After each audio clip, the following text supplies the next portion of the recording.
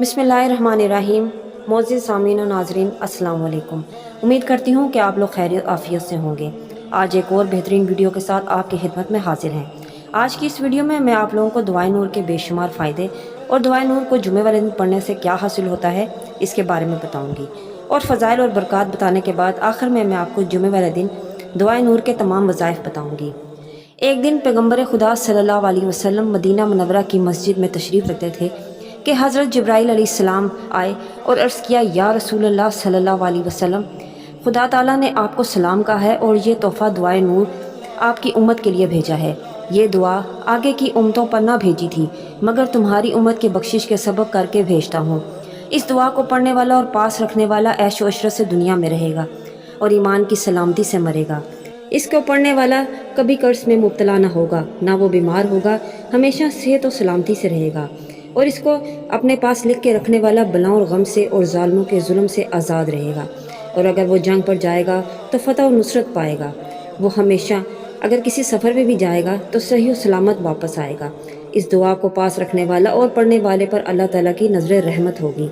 अब चलते हैं जुम्मे वाले दिन आपने कौन से वज़ाइफ करने हैं। लेकिन आगे बढ़ने से पहले अगर आप हमारे चैनल पे न्यू हैं तो मेरी आपसे गुजारिश है कि मेरे चैनल को सब्सक्राइब कर लें और बेल आइकन को भी प्रेस कर दें।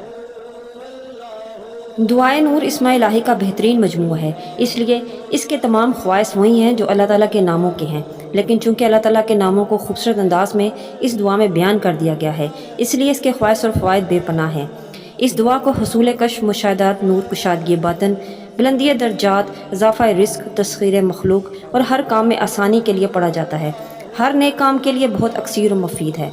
अगर किसी शख्स की कोई हाजत हो, मसलन लड़के या लड़की की शादी ना होती हो और शादी के लिए दौलत ना हो, ना अच्छा रिश्ता मिलता हो, तो उसे चाहिए कि जुमे वाले दिन बाद नमाज इशा इस दुआ को 7 मरतबा पढ़े और 7 रात तक इस दुआ को पढ़ता रहे।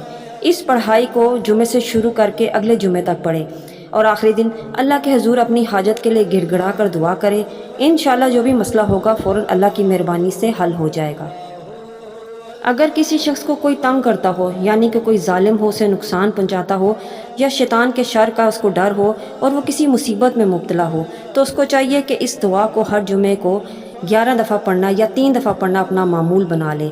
इससे वो उन तमाम शैतानों के शर से और दुश्मनों से महफूज रहेगा।